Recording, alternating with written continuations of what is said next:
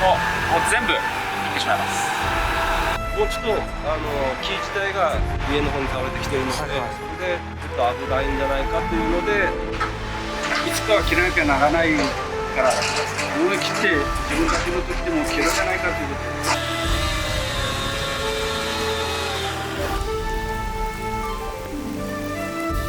宮崎県諸塚村塚原神社の17本の大木を切るという一大プロジェクト。雨の影響を受けながらも2日目の作業が無事終了。3本の木が切り終わりました。でもまだ残りは14本。この後どのように作業が進んでいくのでしょうか。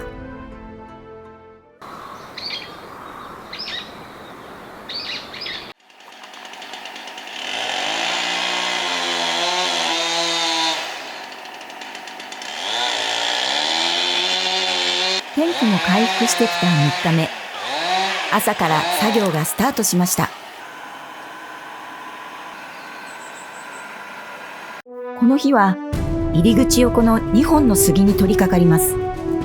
この2本の杉の伐採の難しさを前日語ってくれていました。やっぱこの枝の処理が難しい感じになるんですかね。時間がかかる。細かくやっていかなきゃいけないっていうことですか？繰り返し繰り返しいかない。あとこれね、釣り上げるときにこれ石碑、ブレちゃうとあっちにもあっちにもある。あー確かにこれはちょっと場所をちょっとこう工夫しながら。そうですよね。力入れて。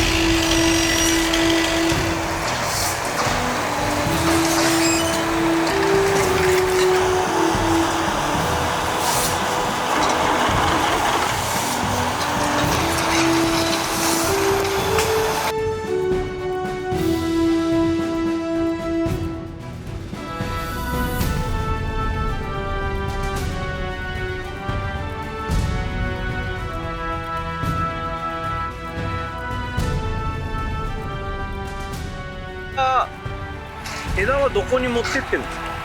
枝はまあ中間の置き場に持って行ってるんですけど、まあ来週になったらもう潰す、チップにする。チップにしてバイオマスに。これ諸塚にバイオマス発電所がある。いや、諸塚にはチップ工場はあるんですけど、現状だけのところがあって、まあ川南っていうところに川南チップをしてもらうところがあるから、そこの会社が細機を持ってきて、チップをしてもらうところだけ。じゃあここ、まあ、近くでチップにして出してるってことですね。まず新宿組に話が来たんだけど、新宿組でどうにも太刀打ちできない。そしたら SNS やら見よったら池田さんがおってで声かけたらすぐ見に来てもらった。前日今回の作業の中で一番難しいと言っていた2本の杉の伐採。午前の作業は順調に進み、午後からは電線の上にかかっている枝下ろしの作業、細かく切って少しずつ下ろす作業を繰り返していきます。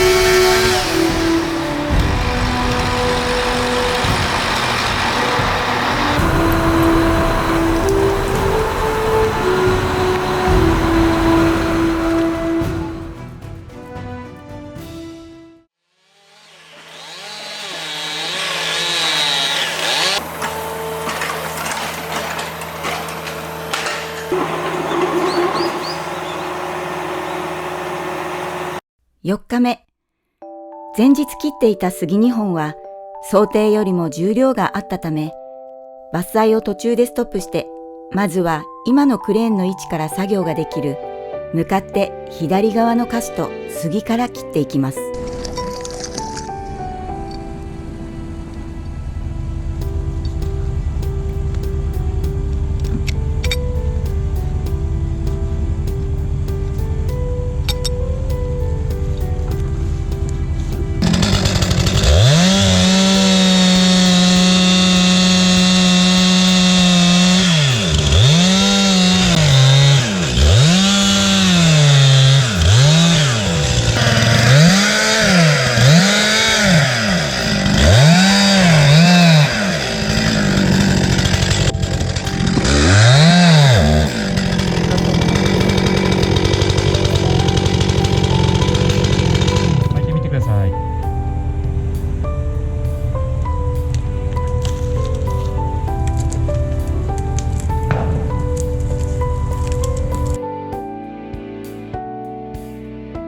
小さい頃はもうこのもう小さい頃はこの自転車で遊び回ってたですわ。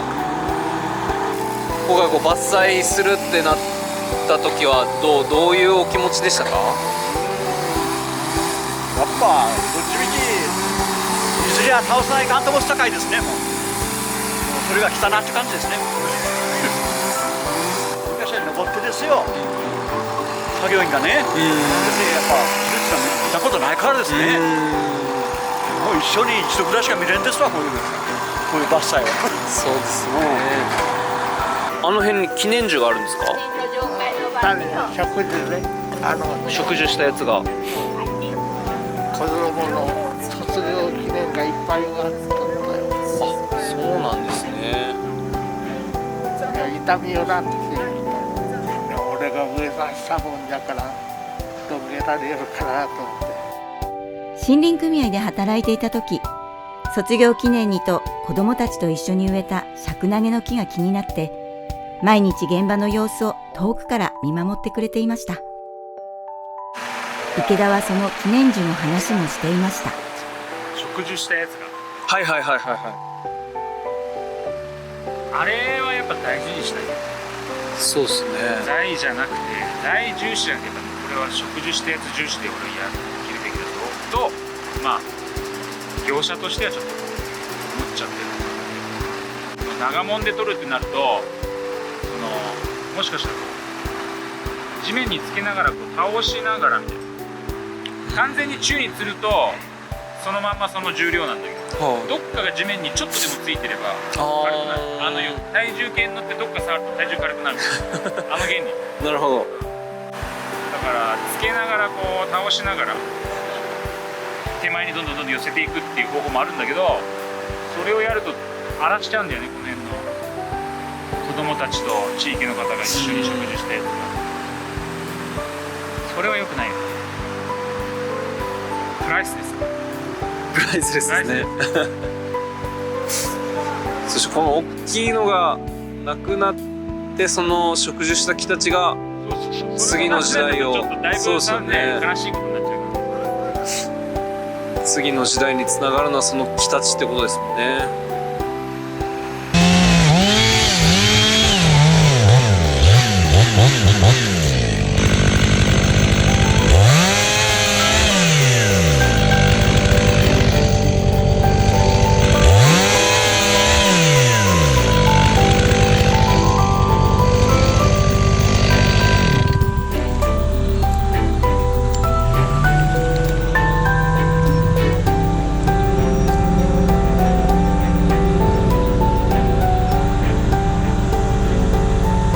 この日は諸塚村の村長さんも見学に来てくれました。はい、いらっしゃらない方は大丈夫ですか？はい、何枚か取りますね。こっち向いちゃ、あけみさんこっち向いちゃってよ。今小中学生がみんな集まってましたけど、私挨拶の中でこの障害見ることないから、ぜひ見てくださいってこうやって特殊な山師さんがねやってくれるから、そういう特殊な山師さんになれるようなものが一つ出てくるといいかなと思ってですね。ね、どんどん担い手が減ってますからね。こんな暑さですよ。もう障害見ることないもんね。もう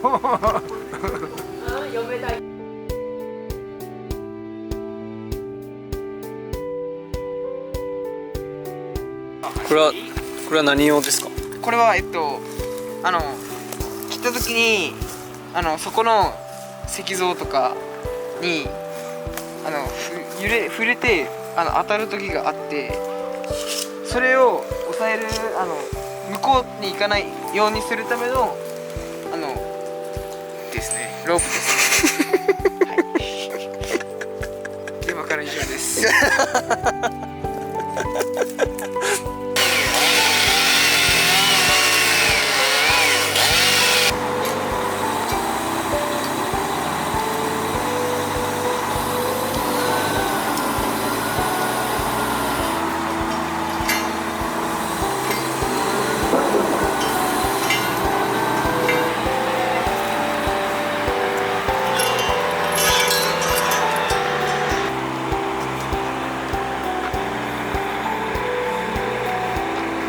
の日は切った木の販売をしてくれるどうですか？熊本木材さんも現場を見に来てくれました。はいいけどちょっと芯が緩いのがね。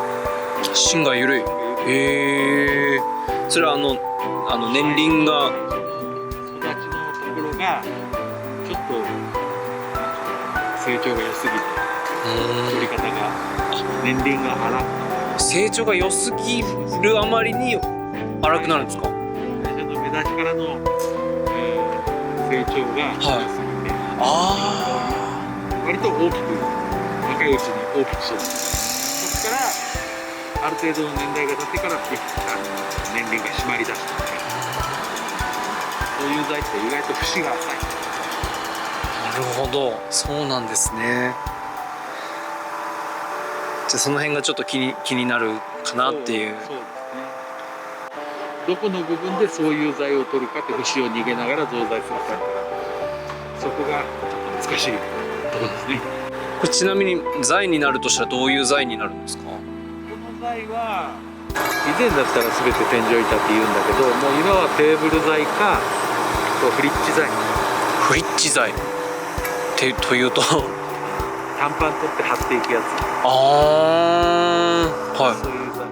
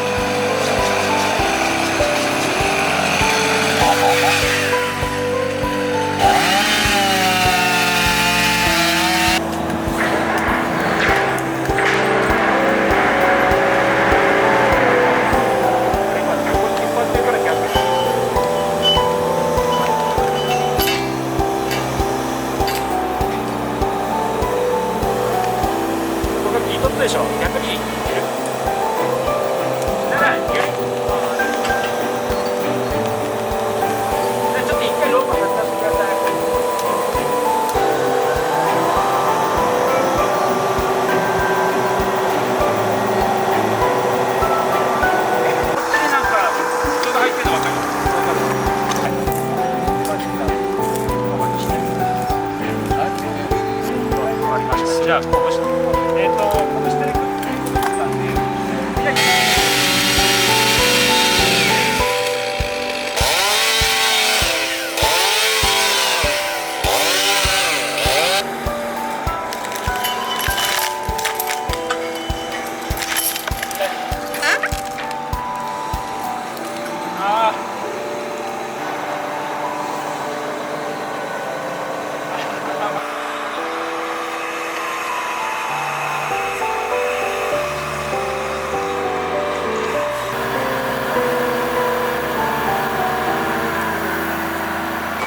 お疲れ様とりあえずこれが一番でかいやつかなですかね。でかかった。そうですね。あれだけたくさんの人が見てる中で綺麗に合わせるのって結構大変っていうか、なんていうの、緊張しますか？合わなかったらどうしようってこっ側に行った時にずれてたらあいたたたたってなるだろうなーって思いながら切ってた。綺麗に合ってよかったあー楽しかったお疲れ様でした。どうやって広げたぐらい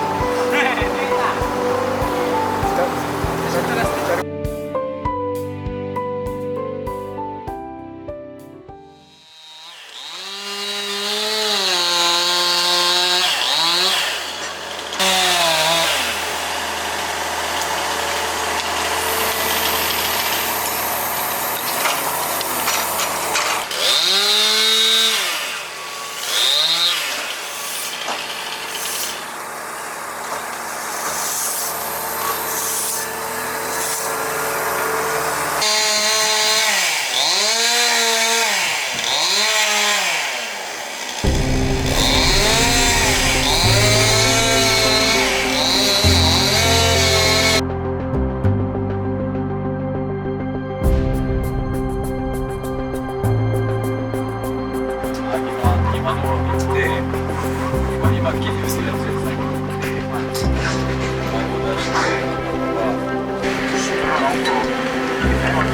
の裏回しにこだわる必要ないですね。いちいち後回しでいいですね。それで今日はもう孫で孫プレイで。ああいいですよ。